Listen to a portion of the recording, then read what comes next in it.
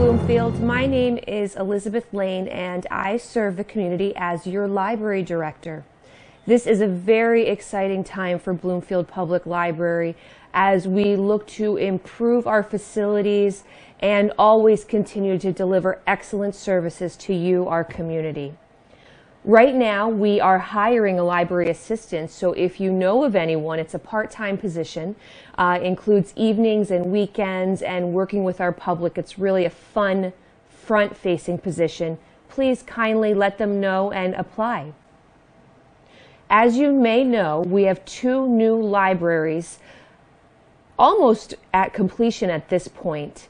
One on Blue Hills Avenue, the McMahon-Wittenberry Library. It is a renovation project, and when you walk in, it's going to have a completely new feel and vibe inside. The interiors are going to have new technology, new places to sit, and the collections that you've come to know and love. A really great new addition at the McMahon-Wittenberry Library will be external lockers. These will be lockers where you will have access to pick up library materials 24/7 at your convenience. So really greatly expanding our ability to deliver to the community. McMahon-Wittenberry Library's soft opening is currently slated for March, so please keep your eyes on that project as it continues to move forward. Our next project that will be onboarding is the Prosser Library, right across from Town Hall. That's our flagship location. And that project is slated to open hopefully in July.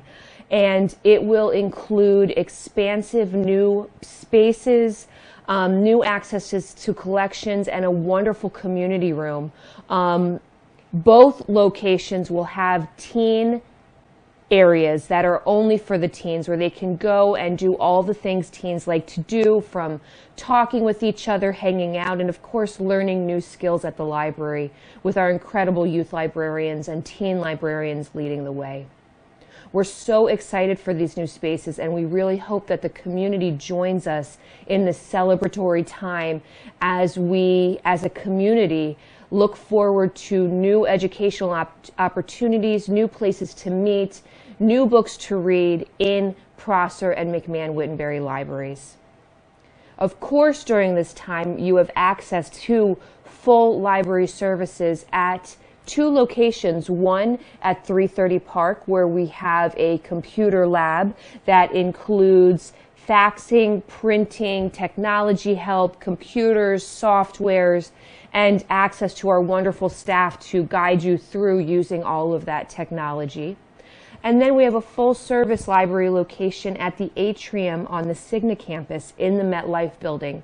It's a beautiful facility with great light, a lot of materials, and lots of programming. And if you have yet to visit us there, we invite you to do so. It's a beautiful facility. You can walk in and, again, have access to computers and to a caring and supportive staff that will help you with your information needs.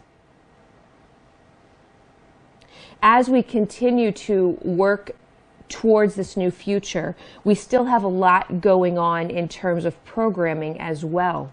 Last year, we were very proud to have our largest program numbers ever, and we had more than we could have ever imagined. And to give you an idea of what's going on in fiscal year 24, we had 607 programs with 24,000 attendees. Really exciting stuff. We continue to have strong numbers, and that's what I wanted to tell you all about today.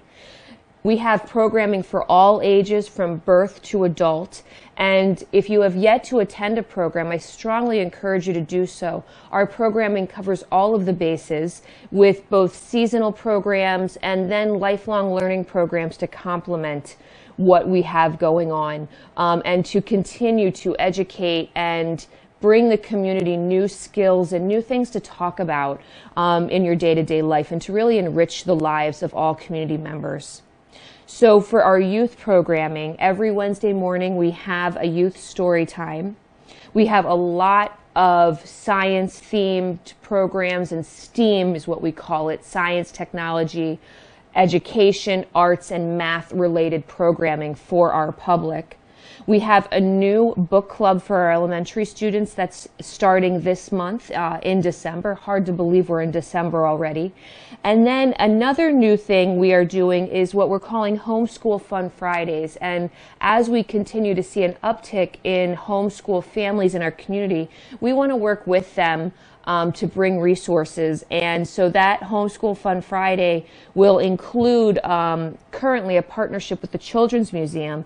And again, it will be technology focused. So we have robot programming, science, poetry, and book clubs as well. So please spread the word in the community about that and join us. For our teens, we continue to have our teen group hang out and help us direct programming for the future. We want our teens to tell us what they want to see in their library and help us guide the process of what teen programming should look like, including what the vibe of our teen spaces in our new facilities. So the teens have been coming in that teen advisory group. We have many programs this month. And I'm looking at the schedule. It looks like we have 5 programs. Learn how to make apple pie cookies, make your own ugly shirt for the season, make your own stuffy, and a Fun with Fuse Beads program. The teens, it's always interesting to me to hear what the teens want to do. I know I try to pop in and say hi to the teens, and last week I asked if they were interested in having a read-a-thon where we would, as a community, read Moby Dick from start to finish and just pass it off, so maybe a couple pages at a time, and then the next person would read for 10 minutes, et cetera, et cetera. And they gave me a big thumbs down. So adults, you'll have to let me know if that sounds of interest to you, because the teens were not curious about it. But that, you know what? I love the honesty of the teens, and they tell it like it is. And when you ask them a question, you really get a full response. So I encourage you to talk with your teens, and when you see teens in our community, to have conversations with them. I learn a lot from them, and they keep it real. And I, again, encourage the teens to come in the library and to keep us fresh with our collections and our programming. We also have a great program for New Year's Eve with our little ones. We call it Countdown to Noon. So the program is on December 31st, and we invite families to come in with their little ones, and we celebrate. And instead of at midnight having all of the festivities, it happens at noon. So that'll happen on December 31st in the morning. Come in, see what's going on.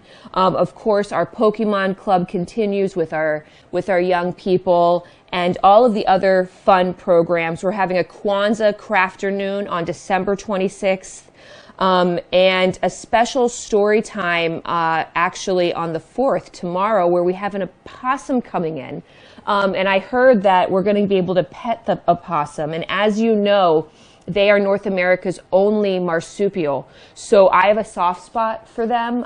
They take care of their babies. If you ever see them around in our community, you'll see them with all their babies on their back or in their pouch. And they are mammals. So when you see them outside, don't be scared of them. They're just trying to do what we're doing, keeping warm and staying safe.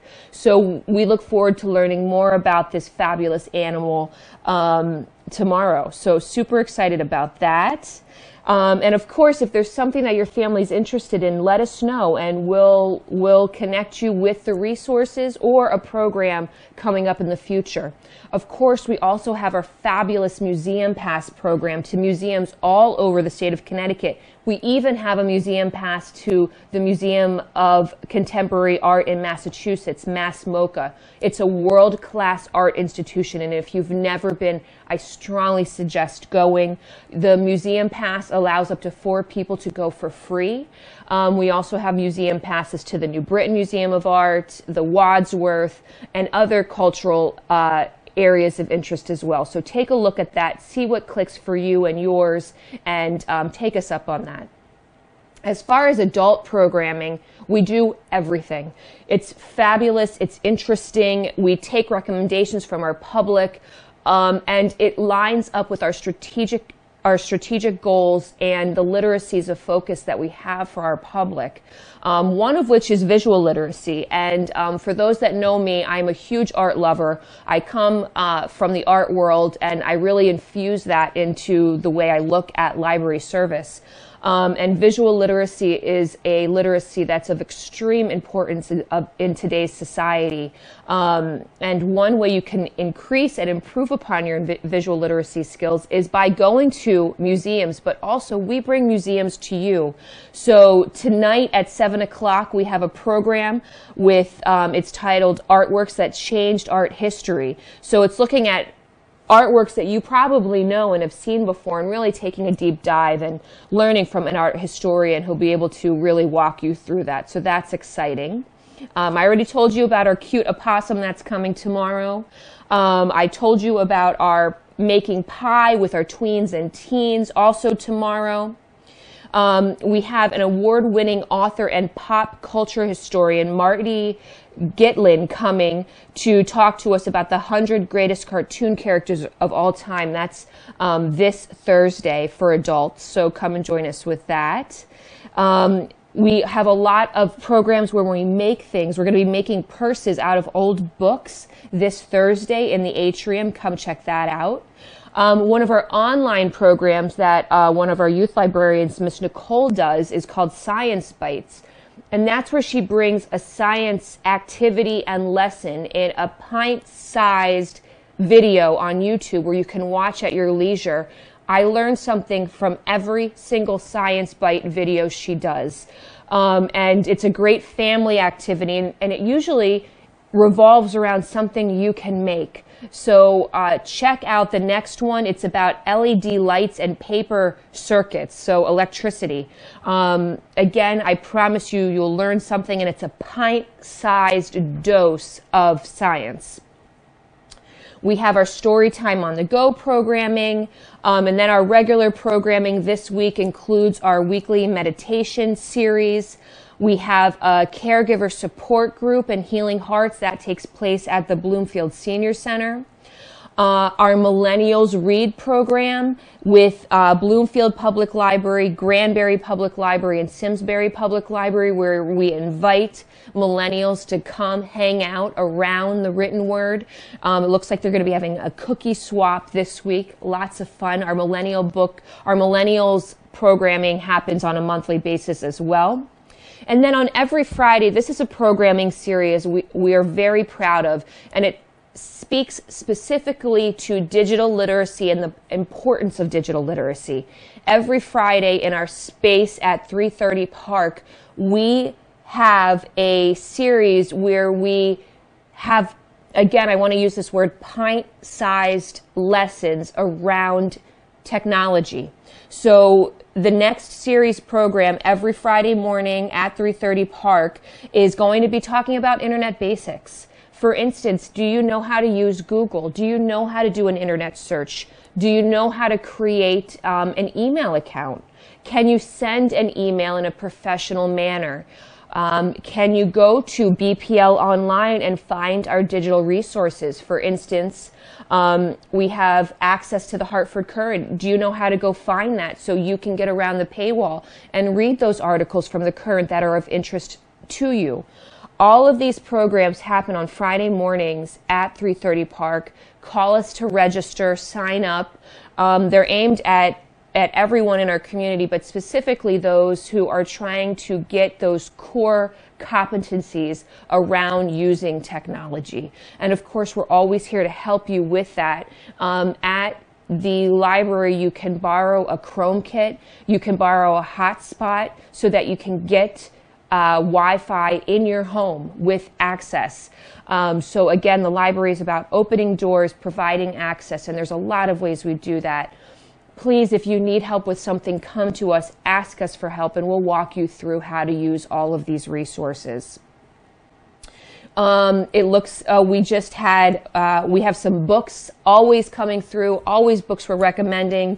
It was World AIDS Day on December 1st, and it looks like We have a youth book about Magic Johnson, who is a basketball legend, also a major entrepreneur, and an HIV/AIDS activist. So that's a great book to read. And then we always have new books coming in. Here's a few that we're recommending. One was a National Book Award finalist called The Great Believers by Rebecca Mackay. That's an adult fiction book. It looks like our adult fiction, nonfiction one that we're recommending this week is Voices in the Band, A Doctor, Her Patients, and How the Outlook on AIDS Care Changed from Doomed to Hopeful. Again, science is amazing, and we have a lot of nonfiction books that make it easier to understand some of these big scientific achievements. And these writers make it so you can really understand it and digest it. And this one looks just as good as some of the ones that we've been seeing. You can always write us at askbplct@gmail.com. You can call us, or you can come in person. We have a weekly newsletter, comes out every Friday morning. You can access that newsletter by going to our homepage at bplct.org and signing up for that newsletter. Again, it comes every Friday. We only email on Fridays, so you'll see nothing from us beyond that. You can call us during our open hours at 860-243-9721. Again, that's 860-243-9721. Or, again, our email address is askbplct@gmail.com. And our homepage is bplct.org. There's so many ways to get in touch with your library, and we really hope that you take advantage of all of the information, services, help, all from a caring and compassionate staff. No question is too small. We get all the questions, and we love helping our public. And again, we have so much in terms of technology, in terms of collections. We have learning literacy backpacks that you can take home for the young ones in your life that focus on different things for our littlest learners to add to their vocabularies and to their understanding of the world. Again, my name is Elizabeth, and I serve as your library director, but I'm just one of many at the library looking to work with you, our deserving public. So please come to the library. Help us make the library be what you want in your community library and community space. Last week, or 2 weeks ago, I had the opportunity to go and be a part of the opening of the downtown library for Hartford Public Library. And it was really exciting to hear the Hartford mayor and the Connecticut Speaker of the House talk about libraries. And one thing they said was that the library is the community, is the living room of the community. And I loved to hear that. It's so true. We are the living room, the family room, if you will, of the community. So please come into the library, take a seat, read the newspaper, talk to staff, talk to fellow community members, borrow a book, make sure you have your library card that's working, and say hi. We're here for you, both in our moment of transition and in the future in our new buildings. We're located at BPL Atrium and at 330 Park Avenue. Come say hi. We look forward to seeing you and have a very great, happy, and safe holiday season. Thank you for taking a moment to listen today. Good day.